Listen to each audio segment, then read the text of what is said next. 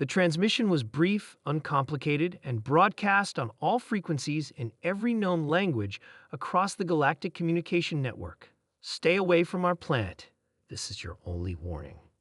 Admiral Trell of the Galactic Exploration Fleet stared at the message repeating on the main view screen. His tentacles twitched in irritation. In 300 cycles of exploration, no species had ever rejected first contact so bluntly. Analysis?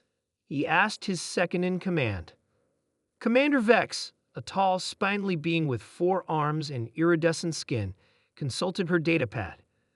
The signal originated from the 3rd planet of this unremarkable yellow star system. Scans show a Class C civilization. Primitive interplanetary travel, no faster-than-light capabilities, heavy industrial pollution. Nothing special.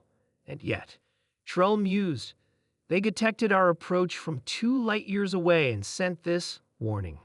The command deck fell silent. The Galactic Exploration Fleet had peaceful contact with 78 species. Most welcomed the advanced technology and protection the fleet offered. Some were cautious but ultimately diplomatic. None had ever threatened them. Perhaps, suggested Science Officer Marn, it's merely a cultural misunderstanding. Admiral Trell's skin darkened in thought. We'll proceed with standard first contact protocols. Prepare a diplomatic show. Captain Bren volunteered to lead the diplomatic mission. As the shuttle approached Earth's orbit, he studied the strange blue world below, beautiful but unremarkable compared to the gas giants of his home system. Incoming transmission, announced the pilot. The human voice was flat, emotionless. Unidentified vessel, you have entered restricted space. Turn back immediately. Bren activated the universal translator. Greetings, people of Earth. We come in peace as representatives of the Galactic Exploration Fleet. We wish to establish diplomatic. Final warning, came the reply. You have 30 seconds to reverse course. Bren looked at his team in confusion.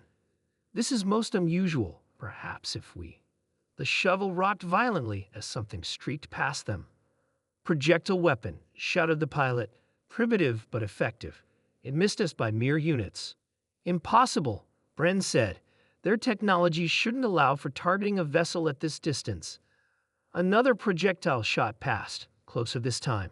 Return to the ship, Bren ordered, his confidence shaken. Now, back aboard the main vessel, Admiral Trell convened an emergency council. They fired on a diplomatic shuttle, Bren reported, his voice quivering, with pinpoint accuracy, using technology they shouldn't possess. Science Officer Marn appeared troubled. Our initial assessment may have been flawed. I've detected anomalies in their communications network. They're more advanced than they appear. Explain, Trell demanded. Their visible technology suggests a Type I civilization, but their defensive capabilities and detection systems operate at near Type II efficiency. It's as if... Marn hesitated. It's as if they're hiding their true capabilities. Commander Vex interjected. The logical conclusion is that they've encountered other species before us. Species who didn't announce their arrival as we did. A chilling silence fell over the council chamber. Send a probe, Trell finally ordered. Minimal signature, passive scanning only. The probe's data revealed a plan of contradictions. Humans fought among themselves constantly, divided by invisible borders and ideologies. Yet when the probe was detected, far sooner than expected, all human communications instantly unified. They're coordinating a response, Marn reported, amazement in his voice. Global military assets are mobilizing with remarkable efficiency. Against a single probe? Vex asked incredulously. No, Marn replied quietly. Against us. The probe was destroyed seconds later by a weapon undetectable to their sensors. Admiral Trell ordered a full scan of the system from a safe distance. What they found challenged everything they knew about emerging civilizations.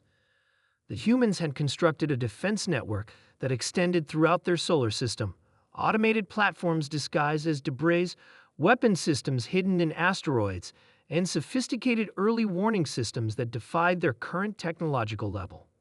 It doesn't make sense, Commander Vex insisted.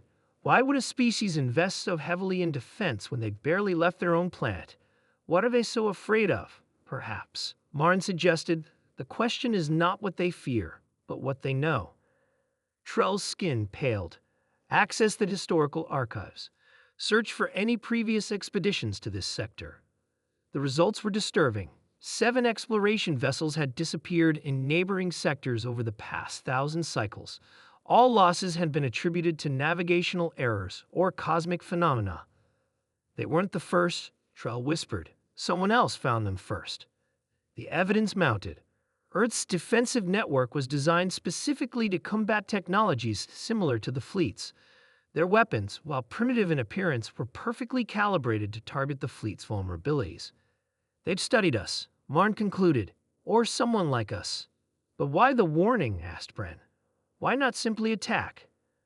Admiral Trell finally understood, because they're not conquerors, they're survivors.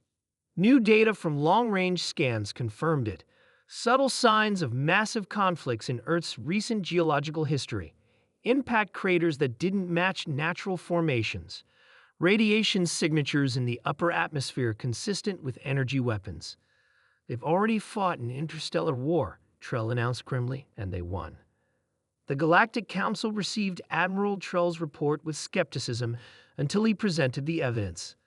The conclusion was unavoidable.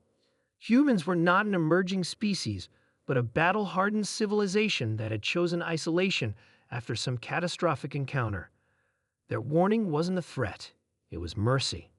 The Council's decision was unanimous. Earth's star system was designated a restricted zone. Warning beacons were placed at the perimeter with a simple message repeated in all known languages. The species that inhabits this system gave just one warning. We strongly advise you heed it.